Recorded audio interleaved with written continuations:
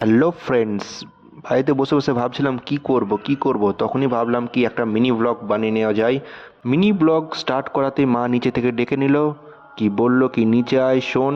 তাই আমি চটপট করে নিচে গেলাম। নিচে গিয়ে আমাকে মা বলছে যা একটু বাজার গিয়ে একটু মাংস কিনে নিয়ে আয়। এই জন্য বাজার যাওয়ার জন্য আমি নিয়ে নিলাম আমার সাইকেলটা নিয়ে আমরা চলে গেলাম আমাদের গ্রামের রাস্তা হয়ে বাজারের দিকে যেতে যেতে মনে পড়ছে আমার কাছে কোনো টাকা নেই। এই জন্য আমি আগে চলে গেলাম একটা অনলাইনের দোকান থেকে ভাবছি কিছু টাকা বের করে নিব।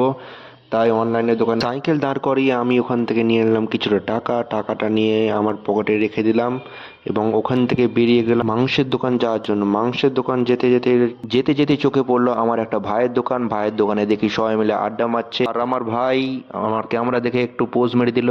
ভাইয়ের পোজ মারা দেখার পর ফাইনালি চলে এলাম আমরা মাংসের দোকান থেকে মাংস নিয়ে বেরিয়ে পড়লাম এবং রেখে দিলাম আমার সাইকেলটা ঘুরিয়ে আমরা আবার চলে যাব আমাদের বাড়ির দিকে যেতে আপনাকে আগে বলে দিই আমার একটু ভয়েসটা একটু আপনাকে কেমন আসতে পারে, কারণ আমি মোবাইলে ভয়েস দিচ্ছি এই জন্য।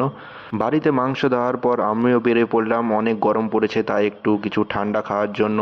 আর যেহেতু আমি মাংসের ওখান থেকে কিছু টাকা পেয়েছি তাই মাকে না দিয়ে ডাইরেক্ট চলে এলাম একটা ঠান্ডার দোকানের সামনে সাইকেলটি স্ট্যান্ড করে চলে যাচ্ছি ভেতরের দিকে গিয়ে कैसे कैसे लोग रहते हैं यार यहाँ पर। চলে এলাম ভেতরে এসে দেখছি অনেকগুলো ঠান্ডার জিনিস রাখা আছে, তাই ওখান থেকে আমি বের করে নিলাম একটা 10-এর ফ্রুটি।